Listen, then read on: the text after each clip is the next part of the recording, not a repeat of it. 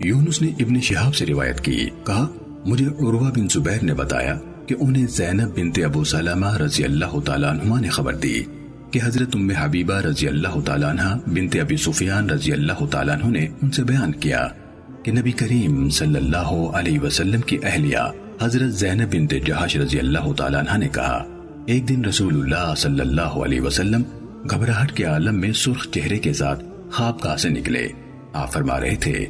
اللہ کے سوا کوئی سچا معبود نہیں، عرب اسی شر کی وجہ سے ہلاک ہو گئے جو اب قریب آ پہنچا ہے۔ آج یاجوج ماجوج کی دیوار اس قدر کھل گئی ہے،